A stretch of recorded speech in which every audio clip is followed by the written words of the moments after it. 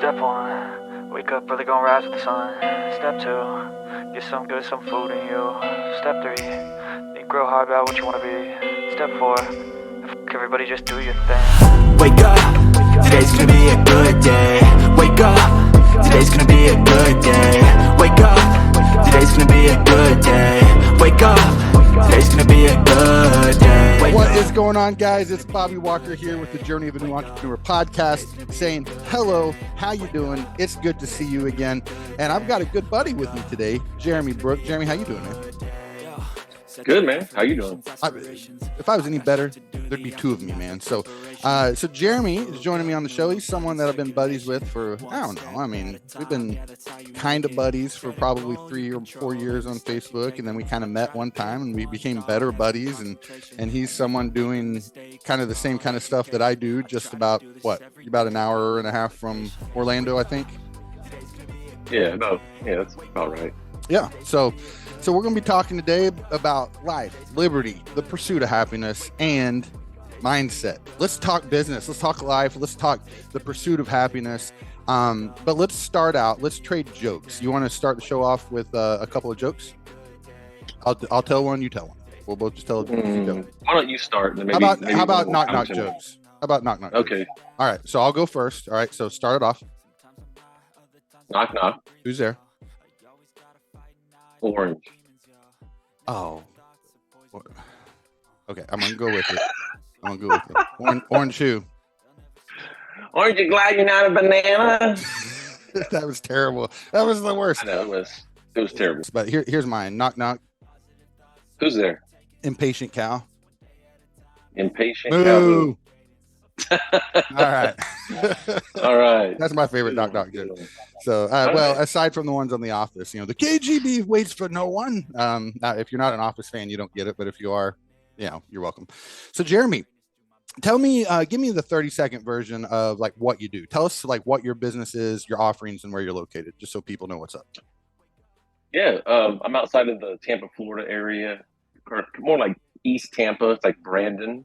Mm-hmm. I almost moved. And we do a lot of, we just do a lot of the same things that you do, that you said. We do pressure washing, roof cleaning, soft washing, paver sealing, window cleaning. Pretty much those things. And we're going to dabble a little bit into lights this year. Nice. Christmas lights. Mm-hmm. Heard some great things about it, and great things that guys I know that are doing lights. So we just thought we'd give it a shot, kind of get our feet wet a little bit and kind of see where it takes us. Yeah. We were going to do that this year, and my team didn't want to. We had a meeting, and I was like, hey, I think we can do this thing. And they had reasons. They said what we shouldn't. And I'm like, you know what? You can't put a team in place and let them run things if you're not going to let them run things. So we'll be doing the Christmas light thing next year. So I'm excited about that. But yeah, I for those that don't know what we're talking about, literally there's just big businesses out there that just install Christmas lights on people's homes. It's a great business model. I know a bunch of buddies too, Jeremy, that do it and have a great deal of success. So, all right. So you got a home service company, you do your paver sealing, you do your washing, you're doing your lights. How long you been at it? I want to say officially like 2014, but really got serious about it probably around 2018 ish. Mm-hmm. Started getting some employees, and then started really getting serious and understanding business when my wife and I joined Conquer, which was right before the pandemic, which was a crazy thing because I was at a point in business where I knew I needed some help, and I hit a ceiling point. I really wasn't sure what to do. I needed some experience, mentoring, something, right? So we joined, and then literally like a month later, the pandemic hit. We're like, oh my gosh, we just made this commitment. Like, what are we going to do? But really, Conquer, man, got us through the pandemic. And Nice. A lot of it was mindset. I mean, it really was. So, yeah. We'll talk about that. What do you mean mindset? How does that actually equate rubber meeting the road for people listening? How did mindset help you get through 2020? I think a lot of it is just it's reframing things, right? I think we're always in a process of like just renewing our mind and the way we reframe and rephrase things. And um, a lot of it was just not freaking out and saying, okay, everyone kind of makes fun of me for using the word, but what are different ways to pivot Mhm. through this pandemic? So it was just because of that community that we learned ways to really find other avenues to keep Mhm. afloat through the midst of all that. Is I mean, people, I mean, they're not thinking about what our services in the midst of a pandemic. Mhm. Um, it's just not the first thing on their mind. So it's kind of like reframing yourself and just looking at, okay, what can I do in the space that I'm already at that can Mhm. be a benefit to what's going on right now, right? I really tell people we're in the problem solving business, right? I mean, that's Mhm. really what we're doing. It's not about pressure washing, it's not about paver sealing, it's not about window cleaning, it's not about roof cleaning, it's not about Christmas lights. It's about you and I being the problem solver, saying, "Hey, I have a problem that I can solve for you," Mhm. and that's a real big, I think, a mindset shift that um, needs to happen. The way we look at ourselves, Mhm. it's. I think a lot of guys, and I don't know if you're guilty of this, but they at first, or maybe still do, think of themselves, "Well, I'm a pressure washer," No, Mhm. you're not a pressure washer. You're a business owner that happens to provide the service of pressure washing. That's what Yeah. but you're in the business of being a problem solver. That's what really you are. Within the hold on, I need to clear my throat. Hold tight. And since I don't like editing my podcast, I needed to say that so people knew why there was that awkward silence in there. Um, so you get the real deal here, folks. Um, shoot, I just distracted myself. Oh, you asked about, that identity, identifying as, the washer versus whatever. And I'll be honest with you, a big part of me, and I would say the part that I identify the most with, hates the idea of the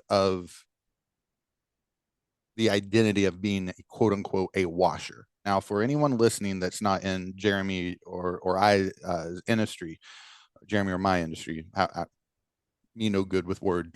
However I should say that. But if you're not in our industry, okay, um, you may not get it, but a washer, we do pressure washing, window cleaning, things like that, exterior cleaning on your homes and businesses. And there's this whole thing like, well, and God, may he rest in peace. But like, an old buddy of mine who passed away not too long ago, John Lang, he created this thing, Mm. Wash Life, Team Wash Life. And now, as I'm mentioning, a friend of mine that's passed on, I would say, no criticism of John, but I was never like the Wash Life guy, right? I was never that thing. And gosh, I just want to pause for a second. And John was even on the podcast. He's just where my mind went to. I actually hate even mentioning him as I'm, essentially criticizing a concept here. A lot of love for John and a lot of love for anyone that that does wear that identity. It's nothing Mhm. against them. So I'm going to move on from that. I just wanted to be clear. Um, but this whole, being a washer thing, I hate, I hate that concept, Jeremy.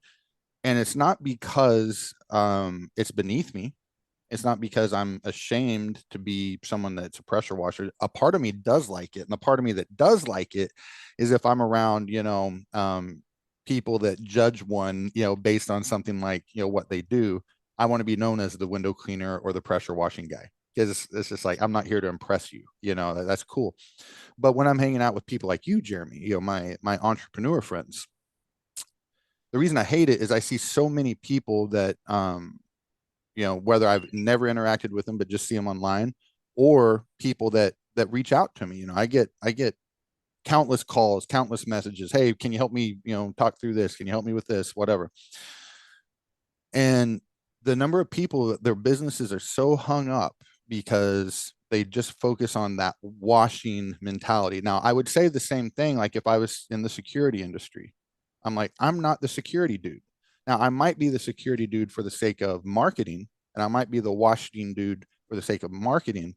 But in my internal mentality, it's like, no, man, I never woke up and said I wanted to be the something dude other than I want to be the dude that's pursuing his dreams and having fulfillment. And I want to be the dude that's providing the lifestyle for himself and for his family that they want. And being a washer doesn't do that. That's the technician mentality that they would talk about in the book. Not traction, but the E-Myth, right? I want to be that entrepreneur minded guy that says my identity is not wrapped up on a thing. I want my identity to be wrapped up around opportunities and maximizing them on them, just like you described and how you got through and flourished, it sounds like, in that 2020 thing. So that was my really long answer to your question. That I would say that's a one trap, because I've fallen into many in the business and have had many mistakes and things I've had to fix as a result of falling into traps. But that's one that I haven't, just because I kind of hate it. Do you like me now, Jeremy? Was I too harsh with my hatred for that? No, not at all. And it's just to kind of add on to that, if you look at yourself as a washer, or you identify yourself in that way, then what are you going to do? You're going to sell and focus on the services that you offer, which is not a bad thing. But if you and I both know that in Florida, where we are, there's a lot of people doing what we do. Mm-hmm. So we have to, again, change our mindset to say, okay, I need to not focus on the services that I offer and present that to the customer and kind of had my value points there. I need to completely reframe the conversation and saying, okay, I need to find out their pain points and, again, solve their problem. It's Mm-hmm. not, because if I focus on saying, hey, I'm a washer, then I'm always going to try to sell what I do, Yeah, rather than who I am and my message that goes beyond the solution services that you I provide. offer. Yeah, no, I'm with you on that. And let me ask you this. When you were talking about the 2020 thing, um the fact that, like, you were talking about pivoting and people teasing you for using that, but every buzzword they start out as new things and then they turn into buzzwords and then we all get made fun of for using them. But whether it's pivoting or getting creative and coming up with opportunities to succeed in that, I would argue, Jeremy, that wasn't your mentality. Those were the actions that you took because of your mentality. And I want to explain what I mean by that. You saw me turn around and I got a notepad here. I was at an event a month or so ago, and there was a woman, I've never heard of her before, but apparently she does like $50 million a year in being a coach, like a life coach and business coach and stuff. She's doing some big things. Excuse me. And so Brooke Castillo is her name.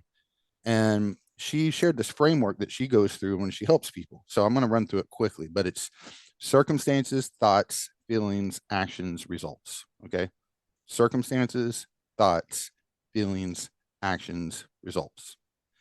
And then she defines them. Your circumstances, so Jeremy, the current circumstances that you have, if I hit pause right now, okay, those are your circumstances in that moment, right? Those are facts that you can't control. Now, those are facts that you may have created in the past, but in this moment, you are where you are. You can't change where you are right now. You can only change where you are in a second from now. Does that make sense? But your current circumstances, they're just that, and you can't control them. All you can control is what you're going to do right now. So thoughts, she says, are sentences in our mind. Feelings, she gets a little crazy, but I'm like, I kind of like this thing. She goes, feelings are vibrations in your body. And I thought, what a great way to describe emotions. Feelings is like, I've had some very angry vibrations through my body before. Actions, they're what you do or what you don't do. And then results, those are the effect of our actions. Our results are our new circumstances. So running through that, she says, there's really one thing that you really control when it comes to effectiveness in this thing, and it's your thoughts. Because your circumstances are there, your feelings are a result of your thoughts, your actions are a result of how you feel, and your results are a result of your actions. So for you, back in 2020, because I think you and my business grew through 2020, but I think that was because of work I had done prior to, and I had a good team in place. But I really froze. And in hindsight, I can see that, Jeremy, and most of the listeners know, I dealt with some mental health issues that I had to go through last year. And I can look back at 2020 and see how I was actually really weak and, let's say shallow. And, I didn't have a good foundation personally. And 2020 really whipped my ass, on the emotional side. Yeah. And I kind of went into my hole and hid a little bit. So even though my business grew through it, it wasn't because I got creative and pivoted. It was just because I was still riding a particular wave of momentum that I was able to ride through 2020. But here's the thought. Here's my thing. As I probably just talked for 10 minutes there, but you and I, this is where it would have been different. Our circumstances were, it's February of 2020 and there's a pandemic on the horizon. We can't control that. But your thoughts were probably something along the lines of, hey, someone's going to win in this. There's room for people to win. So it's going to be me. I just have to get creative and stay ahead of the curve here. And I would say I probably started out that way, but I got kind of scared, kind of beat down. And my thoughts went more towards like, holy crap, I don't know what to do. I haven't got any results, and holy shit, the destruction's on the way. Those were my thoughts. So we get to your feelings. Your feelings, based on your view, is probably optimism, probably hope, probably a fire lit under your ass, knowing that you do have to run faster than the other guy that's running from the lion, but you just got to outrun that dude, right? And what do your actions do? Well, then that freed up your actions, freed up your mental space to actually take action on these things because you had hope for them. And then your results were, you got your results. For me, my thoughts were, they turned into, oh crap, this is hard, this is scary, and I don't have control. So my feelings were hopeless, fear, terror. My actions were hide from that shit. And now, fortunately, my company grew, but my results were I became a weaker person. I went further down that spiral. So I actually was just excited to kind of share that with you, because I know you said that you were wanting to talk about mentality anyway, but the fact that we can frame the way we think about something, and it does have an impact, but it's not this woo woo mystical thing of if we just think about it, it comes, but I think there probably is something to manifestation, even though I don't believe in any, say a supernatural aspect of it. But I think whenever we focus on that thing and we frame something in our mind in a way of, I'm going to get this, well, that changes your feelings or emotions. And that does change your actions, and that does change the results.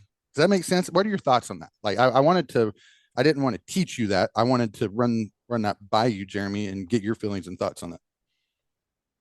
No, I agree with you 100%. I've been really thinking about that a lot recently too, that it's not so much that our circumstances are going to change or they're going to become better, but it's learning in the midst of it, kind of what you alluded to, how to remove yourself from those circumstances in a sense where you're not so entangled and kind of, as you would say, spiraling down from these circumstances, right? And the list could be a million, right? You could say every day, you know this, I know this. Employees are great, this is, we need not them all to grow, of them, right? just for the record. Yeah. But the good ones are really great. Yeah, the good ones. But let's be honest that if we want to grow and scale the way that you and I want to do, and to do other things, to be freed up doing other things, we need people, and we need people in place. Yep. But the reality is, I remember our good friend Brandon Vaughn told me, and it just has stuck with me, and it's just something I have to continually remind myself, is that you can have the most perfect systems, but you are always going to deal with imperfect people. Yeah. And That's good stuff. that is a hard reality that I have been learning for a long time and having to reframe again with my thoughts. Okay, when I'm wanting to, go crazy on everybody. Mm-hmm. That it's not so much about me trying to change them or the things that are wrong in my business. It's about removing myself in the sense where if those things can continue to happen and I'm not affected so much by them, it's kind of like Pat Clark, another good friend of ours, says that it's like a guy in the gym that exercises, a skinny guy going into the gym that exercises, he's not going to expect to get ripped in a week, right? Mm-hmm. But over time, as he exercises his muscles through repetition, he's going to see growth, right? And I think it's the same thing, that nothing changes in our business until we change. Yeah. And a lot of times it's really begins with us, and then it's a trickling effect to everyone else, right? But our problem is that we want to try to change everything and everybody else except ourselves. And in reality, we are the ones that need changing. And I think, again, it's not about the circumstances. It's about you being changed in a way where you can just continue to move forward despite the difficulties. Yeah. I don't know if this aligns exactly with what you're saying, but it's what's coming to my mind. So let's just keep talking, dude. We'll see where this lands here, Jeremy. So you were talking about like your employees and your imperfect employees, which, obviously if any employees are out there listening to this, we understand we're imperfect owners as well. So we're not absolutely 100%. We're pointing one finger at you and there's three pointing back, type of thing. Right. So, but when we talk about that, like I know I have a YouTube video and maybe even a podcast out there where I talk about, I think the concept, I think I asked it in question form, which is everything your fault? And my answer, the conclusion was yes. And I actually don't like that anymore. I think that's a bunch of bullshit, but in spirit, I was kind of right, but I was wrong at the very least in how I said it. So I just want to bounce this off of you.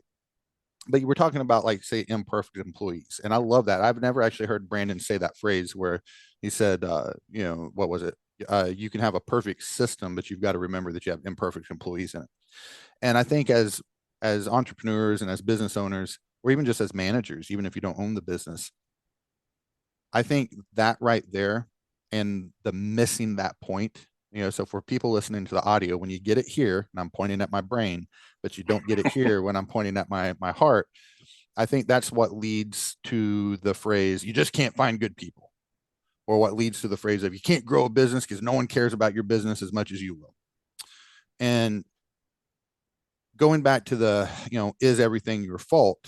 Well, the answer is no. Everything's not your fault. There's actual victims in life that it wasn't their fault that they were victimized. There's people that get assaulted randomly. It's not that person's fault for that. Someone can get rear-ended in a car. It's not their fault. Now you can make an argument, well, if they chose not to get on the road, it would never happen. Well, maybe. And if I chose to stay in my house, I might get hit by an airplane. Is that my fault too? I don't know. Right. So I think the way I would reword it is most things, and I'd like to probably word this more positively, and then I'm going to kind of get into getting your thoughts on this. Jeremy, you knew coming onto the show, I can't give short things. I'm just proud of myself. I haven't interrupted you very much yet so far. So I know you. But I would word it this way. Everything's not my fault.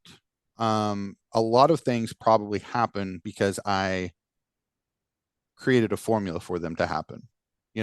Michael Kaplan, he always says your business is the perfect sum of all the parts of your systems that you have. So if your business is aimless and non-profitable, it's a sum of all of the systems that you have. Your system might be, I don't pay attention to my P&L. There you go. Well, now you're not profitable because you don't even know your stinking numbers, right? So it could be your fault in that sense. But here's the key. Whose fault it is with the situation that you're in is irrelevant. It's all of our responsibilities to change our situation.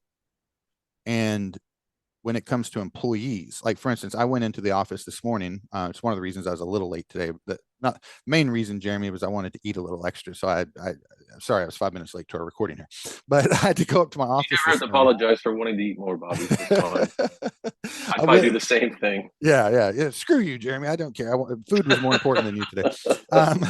But I go up to the office, and it wasn't my typical day where I go up there and meet with the team, but I'm going to start attending the marketing meetings as well. And I'll probably do most of them on Zoom, but it is what it is. Went up there today, and the reason for it is, we're kind of missing the mark on some stuff. The business is doing great, our profit is great. Our top line's been struggling a little bit, which it's always kind of been the opposite. I've always been great at the top line, and then I'd have struggles, on everything in between there and my profit. But we've kind of changed those things. But the economy is what the economy is, and things have changed a bit, and we haven't pivoted enough or got creative enough. So I could step back and say, well, gosh dang it, I put a leadership team in place. Why the heck aren't they solving this problem? Because my current circumstances, back to that thing, my circumstances are we're not being as aggressive or as creative or as opportunistic as we can be on marketing. Well, my thoughts could be, well, gosh dang it, my team's letting me down. They should already be there. They're good enough, blah, blah, blah. Or my thoughts could be, I'm the leader, and it's my job to empower my people. And the truth is, as the leader, when my company's not succeeding or when my people are not succeeding, that one's on me because that's my job, right?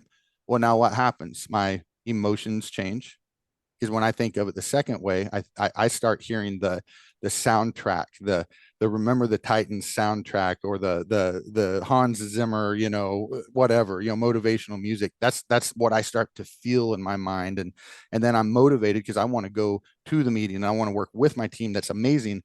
Where if I allowed my thoughts to be, gosh dang it, you just can't find good people. Which, by the way, if my people ever listen, I don't think that. By the way, I'm just using this as an example, because I did show up and I was, I'm on the positive side of this. But if I looked at it the other way, you just can't find good people, they're not going to care as much as you. Well, what happens? You don't perform well as a leader now. Your emotions turn to frustration, probably some hopelessness, and then your actions turn into frustrated words and pointing fingers and blaming them instead of taking responsibility to positively change that thing. And I think that's where a lot of people fail, when it comes to entrepreneurship. Because I think the first ceiling or wall that we hit when we're starting a business is really just the start, which is, how do I get my first jobs, the sales and marketing side. And then once we get past that, it's kind of easy when you're doing the work. And then the next ceiling that we hit is that, oh crap, how do I lead people? How do I get them there? So, Jeremy, I just said a whole lot of stuff. I don't even know if it completely resonated with what you were talking about, but that's what I thought when I went there. What's your experience been with that? I know you've got some employees, have you had the failure before where you thought the wrong way and dealt with that wrong? And have you had the positive win where you thought it the right way? And what's your experience been? Or do you think that's just a bunch of BS on everything I just shared? No, I would say it's a daily thing. I think I tell people this, Bobby, that in my opinion, what I've observed so far in my experience as a business owner or an entrepreneur, is the two hardest things that we'll ever do in our business is set and manage customer expectations. Yeah. And the second one is lead and manage people. You will never graduate from those two things as a business owner. I don't care how perfect your systems are. You will never, ever graduate from those two things if you're going to be a business owner and be a real entrepreneur. And so I'm there with you. I'm learning every day. I've tried stuff. I've tried to take my lead techs, and we've gone through, extreme ownership before, like meeting weekly and like reading a chapter and discussing it and having great conversation. But this goes back to the thing which I agree with you too, about not everything being your fault, because I can give them the tools, but if they don't act upon those tools or take those tools that I give them or those resources, I can't make them do that. I can't make anybody do anything. I can't make anybody want to change. Yeah. That's on them. It's on me and you to want the desire to change. I mean, it's just so I can just provide the resources, the encouragement, and the tools to say, hey, I want to invest in you. This is, I see great things in you, but it's up to you, man. To the ball's in your court, per se. Yeah. Old cliche. Well, and I think sticking with the theme in that scenario that you're talking about, when and again, you can frame things however you want, but relatively speaking, you got to let people go out and do something. So there's going to be some mistakes, right? You've got to, I had this talk with my general manager the other day because she was like, "Oh, I feel like I'm, letting you down here or there, Bobby." I'm like, "You're not letting me down at all." When I knew there's going to be some areas that you needed to find your way in, and I knew the only real way to be effective there is to let you, fail is too hard of a word, but to let you fail, so you learn that lesson, so you get it, and I'm okay with that. I'm not trying to get them to make me, tens of thousands of dollars of profit every month that I can put in my pocket while I'm not working. That's not what I'm working towards right now. I'm running a marathon. Excuse me, I got a cough again. Excuse me. And so, and I said, listen, I want these things straightened out, and I want them straightened out soon. But all in all, things are going really, really well. And I don't care if it takes 6 months or a year even for this ship to be going on, your trajectory. It's my vision, and I'm the one saying that's where we want to go. But, if it's a cruise ship, she can pick the cruise director. She can pick the DJ. She can pick the, how we're going to fill the ship. I'm just saying the ship's going that way, and I want this much money, by the time we get there, and she's making it happen. But I think there's a difference though between, let's just say, planned lessons from the school of hard knocks, letting your people, I hate saying fail just because they're not failing me, but you get my point. You try a thing, you're not successful at the thing.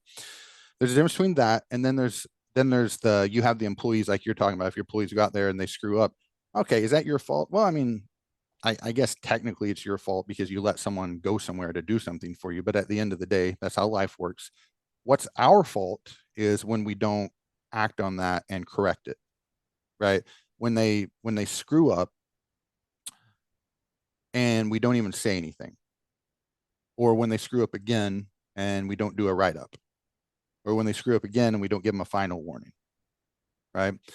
Those are the things where I'm saying, okay, that is our stinking fault at that point. And that was something I used to be very, very strong at. And then it's something I became weak at. Even earlier this year, I'm not going to mention the person's name, but one person that I fired earlier this year that I actually still love and appreciate, and we text every now and then. But that particular person, whenever I had kind of become that shell of that human when I was dealing with my demons, I was just letting them and some other people at Spread in the company just do any and everything. And I wasn't addressing it because, I had no foundation. So I'm not suggesting that I'm perfect and all that, but what I'm saying is that was my fault. I was creating that problem because these things were happening and I wasn't addressing them and moving forward. What say you, Jeremy Brook? No, absolutely. But I mean, to your defense, you were dealing with things that are beyond in that time sure. control of what was going on. Well, I'm not hating on just for the record, for anyone listening, I'm not hating on myself, but the truth is, circumstances aside, that was quote unquote my fault because I wasn't taking the action. Now I'm not hating on myself or throwing stones at my old self, but sorry, I just want to clarify that positivity is key. No, that's good, man. No, yeah, no, I hear you. You're right. It is our responsibility to, when we see things. Hey, I don't know if you've heard of this. So, are you familiar with like the whole sandwich effect that people use? There, like the compliment sandwich thing. Yeah, like when you give someone a compliment, you're like, okay, this needs to improve, and then you give them another compliment. Yeah. My coach in Conquer, you can look it up. You Google it, the Velvet Hammer. It's another way of having constructive criticism with your employees. And in a nutshell, I'll just quickly kind of go over how it works. Is basically you make it very laid back and casual, like, hey, you got a minute? Say, let's just role play for a second. Say, hey, Mhm. Bobby, you got a minute? Oh yeah, Yeah, sure, sure. sure. I'll role play with you. And, Hey, Yeah. you're doing my part, man. Let me role play. So let's do this. All right. You all say right, it to me. hey, Bobby, you got a minute, Bobby? I guess so, boss. Okay, I'll be more positive. Hold on. Let's do this again. I won't jerk around. All right, let's starting over. All right, ready? I need 3 seconds to fall into character. All right, let's do this. I got it. Hey, Bobby, you got a minute? I sure do, Mr. Brook. Awesome. Hey, let's go chat for a second. Um, so I've been noticing a couple things, and I see that you've been lately, Mhm. and it's kind of been a repetitive thing. Yeah, I Um, know, man. My kids are, what kids are, and the traffic and at damn school, they open back up, and it just makes it hard to get to work in time, Mr. Brook. I yeah, like no, this I this role completely, playing thing's fun. Keep doing it. All right, let's keep going. yeah, no, I completely understand. Yeah, definitely. There's always these unforeseen things that happen, but just to let you know, it can't continue. Like it's got to stop. It's affecting everyone else. So, what do you think? How do you think we should fix this? I'll probably just try to wake up early, man. I'll do my best. I'll do my best to be here, and I'll try waking up 15 minutes earlier. Great. Okay. Awesome. Do you need any help with that as far as kind of an accountability? You want me to, I don't really want to call you, because I'm not your dad, but, is there anything I can help with that? That's why I want it to be a joint effort. How can we fix Yeah, this? I can help. Yeah, and I may have been. I don't know what role I was supposed to play there on the thing. I don't know if I was supposed to push back, but I get your point. And I love the Well, thing. you get my point, though. I mean, Well, especially it's when you say when you ask them, two things that you did there that I thought were great. The first one is, well, how do you think that can be fixed? You didn't tell me this is how to fix it. What you were communicating very clearly, this isn't acceptable and I expect it fixed, but you let me be the one that creates the solution. And then your follow up with, now, is there any way I can help you with that? You're doing two things. One, you're empowering your team by saying, hey, if I have a tool, it's at your disposal. And the other thing you're doing with that is you're removing excuses, whether you're removing it in their mind at that moment because they see what's happening, or in the future, the next time it happens and they say, well, dude, I couldn't do it because, well, I asked you, how can I help you? And now you're saying there's this problem that I can help you with, So I love that. You were nice, you were kind, you let me give the solution. And of course, if I gave a bad one, you would, edit that and change it. And then you made sure to empower me and remove any excuses to get there. I thought that was excellent. I was waiting for a little more hammer than all that no, velvet. I don't know why they call it. I guess a velvet hammer. It's like soft. I don't know, but I just heard that this week from my coach. And I'm like, well, that's really good because again, it's like you said, offering to them how are we? I like the whole we. How are we going to fix this? Right? Yeah. Saying, hey, I'm here to support you. Right? It isn't like what you need to do. Come on. Get on time. Come on. Mm-hmm. Yep. I love it. That's I good just stuff. throw that in there. Yeah. So how things going? I don't know if you want to spill a whole lot of it, but we know you've been running your home service business, and we know you got some teams of people, helping you with that, and you're scaling and doing some cool stuff. You got some new things on the horizon, or new projects you're working on, or is it all in the service business right now? Because I know some things that you're aspiring for, and but I don't want to share them if you don't want to share them publicly. I don't know. I don't know where you're at on that, so I want to respect that. No, I appreciate that. No, I mean, right now it's definitely the service business, but my goal is to remove myself as much as possible from the day to day operations, and I'm not sure what that looks like. Hmm. Just exploring some avenues, but I really desire to kind of what I say get into the info space of our industry. Hmm. Not sell people, false realities of they're going to make, 30,000 a month when they first start out and take my course, yada, yada. Mhm. It's more of the fact of that coaching, that mentoring, helping businesses start. Because you said something yesterday, which I think was so true. I'm like, man, me and Bobby are so much alike that I'm good at starting businesses, but not running them. Yeah. And I know that about myself, and I want to be able to help people start their businesses. Mhm. Not so much be involved in the day to day with their businesses, but kind of point them to resources that I use or have used, right? Mhm. Just kind of be that kind of person. And I want to, go out and maybe help with training out in the field with employees and things like that. Mhm. Some consulting, yeah, some coaching. I really would love to um, do those kind of things. I get very passionate about those Yeah. things when I can be in that space. I'm Um, with you. I mean, you already know that's the stuff I'm working on in my life. And I would say I bet this is, you tell me if I'm wrong, but I bet you, because we probably are similar on this, you're probably not bad at managing. Or maybe I should say it this way. It's probably not that you lack the ability. It's just it's not your passion. It's you're a monkey that's made to climb a tree, but instead you're trying to fly, and it's not very fulfilling, right? And so if you're like me, I need to be climbing the tree. I need to be the monkey up there, doing what I'm good at, swinging from branch to branch. And I was trying to, swim like the fish or fly, whatever analogy you want to use. And man, I just don't like managing. I don't like it, and well, boo hoo, Bobby, that's life. Well, it is. And you know what? You can suck it because I'm going to stop doing that. And I'm going to start doing things that I am passionate about. And I'm going to make a lot of money while I do it. And I'm going to change a lot of lives while I do it. So suck on those bitches. Okay. But, but, I've won the awards for managing. I've thrown them away since. I was about to point at my bedroom over here, but I used to have them. I've won the awards where I was the top sales manager, and I've won the awards where I was the top general. Actually, I don't think I ever was the top vice president or general manager.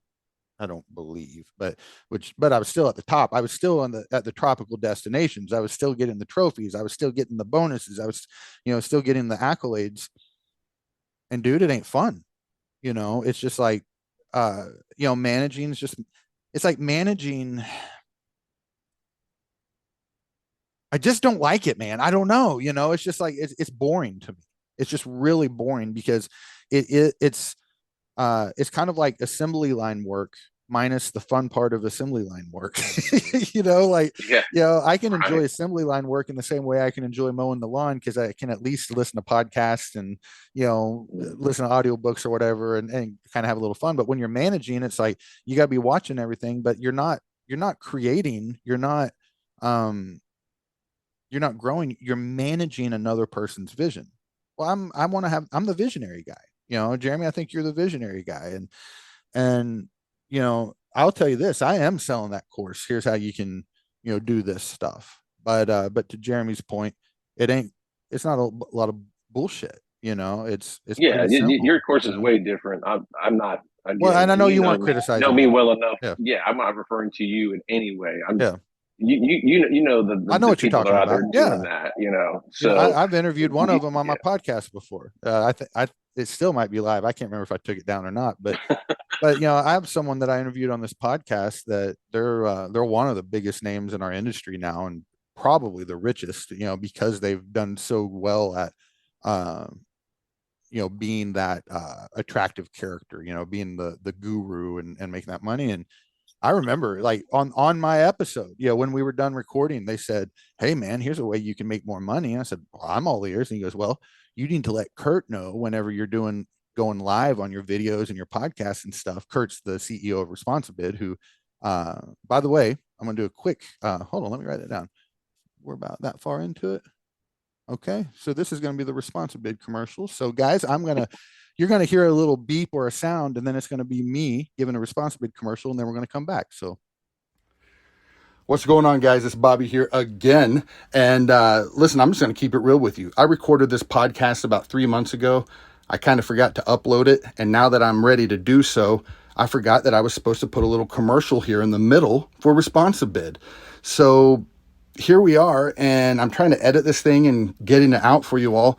And I just don't have any creative juices in me right now. So I did what anyone would do in 2023. And I fired up Chat GPT and I said, hey, what kind of radio commercial for Responsibid would Macho Man Randy Savage give me? And here's what it gave me. And I'm going to give you my best Macho Man impersonation, which is going to be terrible, but I'm going to do it for you guys. So here we go. Oh yeah, Macho Man Randy Savage here, and I'm telling you about Responsibid, brother. This is the ultimate tool for the home service business. With Responsibid, you can automate your sales process, streamline your operations, and generate accurate quotes like nobody's business. It's the cream of the crop, yeah? And if you're not using it, you're missing out, brother. So if you want to be a champion in your industry, go get Responsibid. Snap into it. Oh, yeah. Okay, now I know that's really terrible, but let's be honest, it was really beautiful at the same time. So here's what you do, guys. If you want to check out Responsibid, it's the best sales tool in the home service industry. You just go to jnebid.com and you get a special deal that no one else gets just for being a Journey of a New Entrepreneur listener. You go to JNE, like Journey of a New Entrepreneur, BID, like responsibid.com. Tell them Bobby sent you. Peace. Okay, that was a wonderful commercial about Responsibid. So anyway, I had this dude on my podcast, and he goes, here's what you should do. Have Kurt over there at Responsibid every time you're live, start firing off fake sales that come through. So that way you can be like, hey, look at this. Here's another one right now. Just so happens to be while I'm talking about it. And I'm like, yeah, well, no thanks. You know, I'm just like, I can't, I got to sleep good at night, you know, and I'm not right now. I'm just, I guess, ranting about life and all that stuff. But, you know, unfortunately, there's some bad people and there's some dishonest people that are out there making money. You could argue taking advantage of people. But I'll tell you this, Jeremy, when you shared that those are some of the things that you want to do, man, I got excited because I'm like, here's, you know, you and I aren't best friends, but I think we're kindred spirits. And I'm like, oh, this is what the world needs, not washers, not the pressure washing industry. This is what the world needs is more people like Jeremy that, you know, you guys, you can hear it in his voice while he's speaking. He's a kind, warm person that just cares about people. And bro, I'm buying the damn course. I can't wait till it comes out. So whatever, I don't care what it's about, man. I'll be right there at the front of the line. So good for you. So let's put a little pressure on you. Why are you not doing it right now? And you might have a good reason because I want to lay out some cards. Okay. People always hear me in the podcast and I'll say, if you're not doing the things you want to do in life, you better have a damn good reason for it. But if you're not pursuing them, there's no good reason. So there could be good reasons why you're not doing it right this second. I know you're going to be pursuing it, but I want to find out, are there good reasons you're not doing it now, or are you just bitching out? Yeah, I don't know. Because I ain't going to buy your course if you're bitching out, man. No, I know. I hear you, man. I hear you. No, I really, I guess I really don't. I mean, I could just give you maybe the excuse that I'm still running my service business and I'm trying to find those people that I can put in place so that I can have the free time to pursue those things. I don't know if that's a good, justifiable, reason, but I got to do the thing that's putting food on the table but my goal, like I said, is to get the right people in the right place so that hopefully I can get to a place where you are at right now with a good leadership team, and I can step away and have really devote myself. Not, I guess my bandwidth isn't as wide right now to be able to do both fully, fair. My heart being fully in it. Well, so here's my response. I can easily be convinced that that's very legit, but who gives a shit what I think, right? It's your life and your dream. But as your friend and as someone that does like to push people, I would say this, as long as that's the truth, you didn't ask, you may not even care, but you know what? This is the Bobby Walker Show, so I'm going to talk about it right now. Okay. My thoughts are this is like, I can be absolutely, I'm like, yeah, that makes sense. You're in a particular chapter of your life right now, and it's preparing you for the next chapter of your life. And that's why I say, if you're not doing the things that you want to be doing, you better have a damn good reason for it. You don't necessarily want to be just running your service business. You want to be doing the next thing, the coaching, the helping people, the next business, maybe whatever, but you have a good reason for it. Right now, it's you're developing this business so it can support you for that. So my challenge or pushback is, Jeremy, if that, when you look in the mirror, when you and I are done and you go to the bathroom and you're looking in that mirror, spend an extra 5 seconds and just stare in your eyes and be like, is that really why? And if the answer is really yes, then fuck yeah, fist bump from Bobby, fist bump yourself in the mirror, and you keep on living. But if it's, well, I actually have enough bandwidth in the evening to start helping people, and I'm just not doing it, and I'm using that as my excuse, and I would say, all right, get off your bitch ass and start helping people in the evening, if that aligns with what you want, of course, if that aligns with you. So full disclosure, Bobby Walker does not live in your head. Bobby Walker does not have anything to do or say so about your dreams, hopes, goals, and future. And the opinions that were just expressed are not those of Bobby Walker, but of someone else that you should go sue them. So, all right, there you go. That's my disclaimer and all that good stuff. I'm trying to speak in the third person a lot more. I figure, when I see some of the big industry coaches, they refer to themselves as, when Coach Bobby says something, you can know Coach Bobby means it. I'm just trying to be more like them. That's all. You want to try it? Jeremy Brook, how's it feel to be you? Oh, it feels great, man. But you're supposed to say Jeremy Brook loves feeling great. Jeremy Brook loves feeling great. I don't know why we're doing this. This is so terrible. This is terrible podcasting right now. All right. So you do want to, you're going to be doing these things. You want to be, the term I've been using is professional enabler. I want to be the dude that, enables people. I just want to make sure it's enabling them to do the things that they really want and that's healthy for them, because none of us get to change people's lives. And that's something that I've kind of realized, all of my gurus that I enjoy and that I follow, I used to go, oh my God, this person changed my life. And I realized you got to give yourself the credit for that. I changed my life, but Jeremy Brook gave me a tool to help me. When I was depressed, when I envisioned myself in this big, deep pit, and it's so not as big and deep as the one from The Dark Knight Rises, where Batman uses down in that thing, but still a big, deep pit where it's like dark down at the bottom. And the way I viewed it is I pulled myself out of that thing, but, my friends and my family threw a rope down.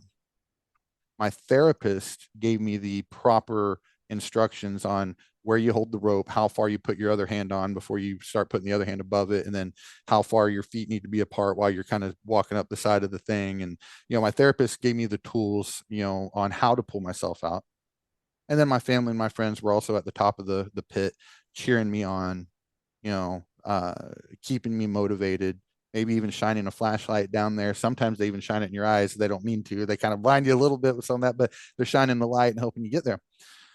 But Jeremy, that's what I want to do. And that's one thing I love and respect about you. And it's why we're on this podcast. It's why you ended up coming on the show, is I know this is some of the stuff that you want to do. So how soon, in your perfect world, well, maybe not in your perfect world, but in your current view, when do you want to start, being the person that throws that rope down, or being the person that shines the light, or being the person at the top of that pit, cheering people on? What do you see right now? Because you have to have an idea, I'm sure. When do you think you're going to be doing those things?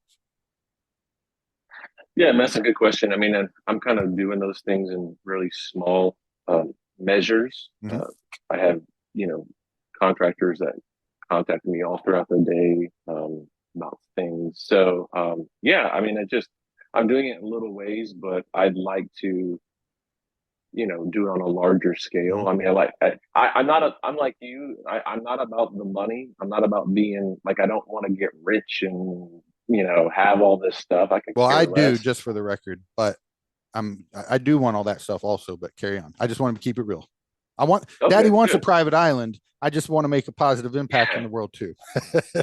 Well, that's not your motivation, right? Yeah. But the motivation is to help people. So, I mean, again, I would like to be able to do it in a space where my needs are met and I can live comfortable life, and yeah, you know, do the thing, and yeah, that's So that's me, man. You know, and there's a joy, there's a sense of like, I don't know, accomplishment or something when you really do can help somebody. You know, like you yeah, really see. it And feels sometimes good. they tell you things that you're just like, no, dude, I'm not that. You know, like somebody the other day called me a legend. I'm like, I'm not a legend. What are you talking about? I'm like, I'm just a Yeah, guy that's like figuring out how to run a business and life, and you know, I'm just an ordinary guy, man. I don't know. Don't call me that. You know. I'll tell you something. I want to get your thoughts on this, Jeremy. Because I get some stuff like that too, right? I mean, it's a little, you feel a little silly even saying that out loud in public right now, to be like, yeah, I have people that say I'm a hero or whatever. But the truth is, I do. The truth is, you do. Some people do that stuff. And I was so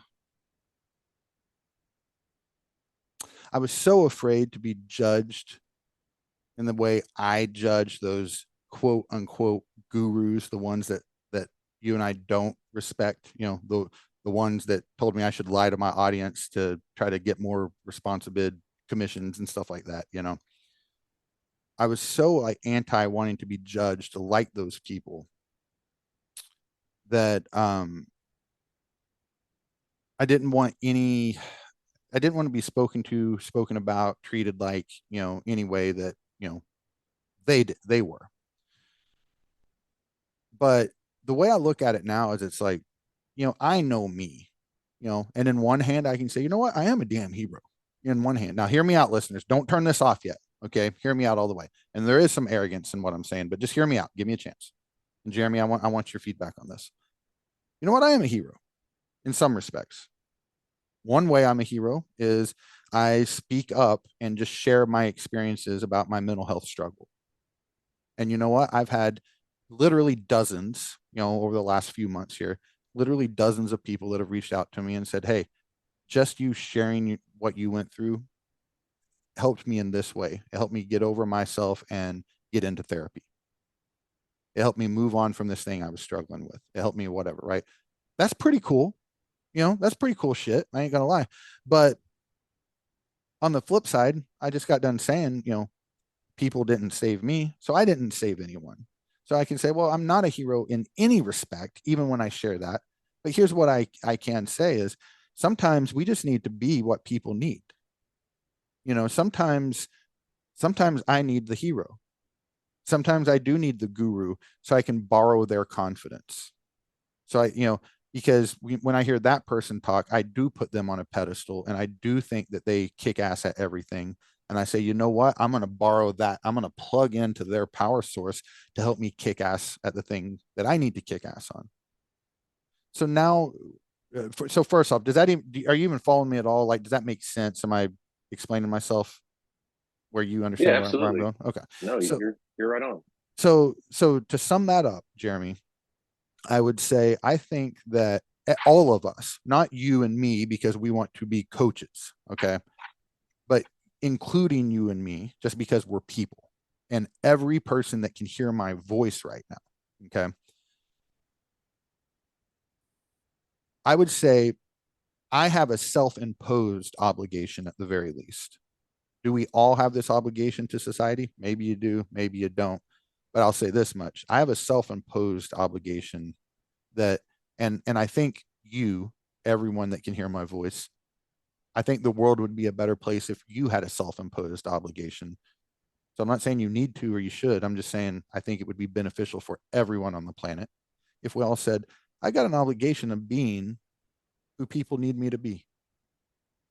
If someone needs a legend, by God, Jeremy, let them think of you as a legend. Is it that just don't think of yourself as a legend that doesn't need to do any more work. But it ain't about you. It's about them, right? If someone needs that confidence, well, sure, I'll let people think I'm the most confident dude on the planet. When in reality, I want to freaking run and hide 4 times a day from the truth and reality because I don't even think I'm worthy of making this damn podcast sometimes.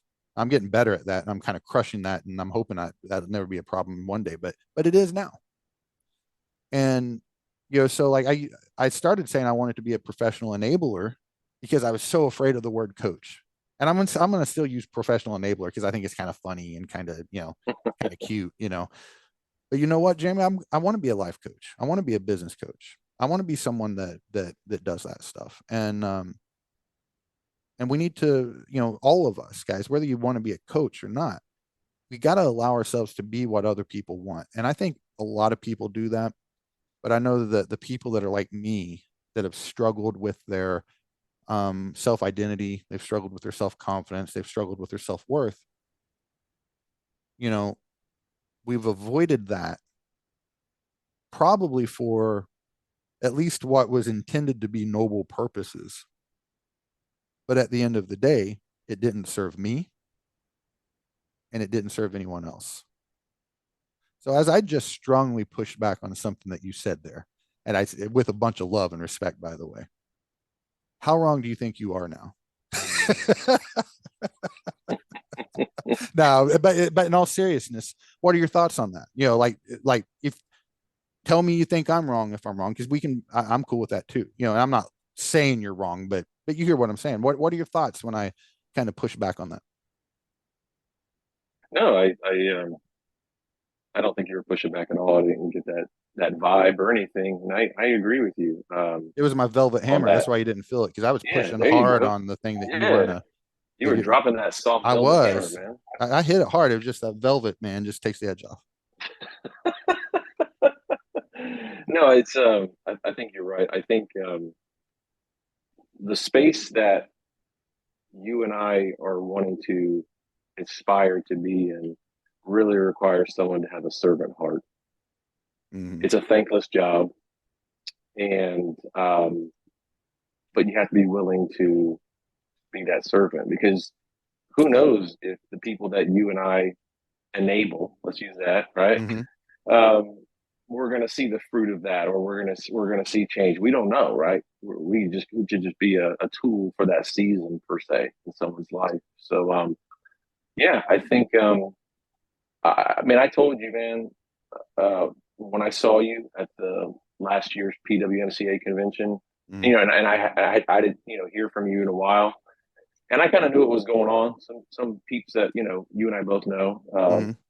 kind of told me, and kind of filling me in, because everybody's like, "What happened to Bobby? Where's Bobby? Where's Bobby?" And for the sake of the Um, listeners, just to give you guys some context, so it was last February. I had just started coming out of my hole a little bit, that depression hole a little bit. So I visited this event that was in town and ran into Jeremy. So just painting that picture so people know what you're talking about. So carry on, my friend.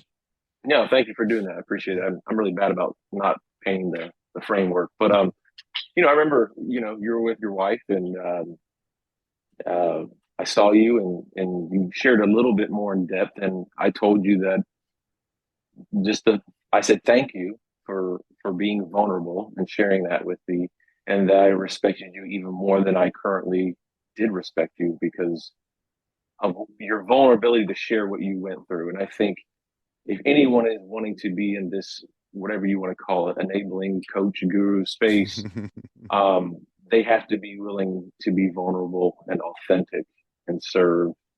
And because I honestly think the world needs more of that. I think there's too much ego and too much highlight reel going on, and people are not willing to share the stuff that Mhm. all of us deal with. What's that famous quote? You never know what kind of day someone has, right? Just be Mhm. kind to someone, something like that. Yep. I really think that. So people like yourself that put themselves out in the open, that were willing to be vulnerable and share that. Yeah, that's a powerful thing. That's just, and you have my respect for doing that. Yeah. That's Well, I that's appreciate that, someone man. that I would trust. I remember that That conversation. We were, I think it was right after lunch, right? I think we were still sitting in that ballroom, and was that when we yeah. were sitting down and chatting? Yeah. Yeah, I remember that. Well, that's good stuff, man. So, Jeremy, how can you drop some inspirational stuff online from from time to time, and I say that tongue in cheek. I think you're a very positive dude. How can people find you? If they said, "Man, I like this dude. He's way better than that Bobby Walker character." Um, how can they connect with you?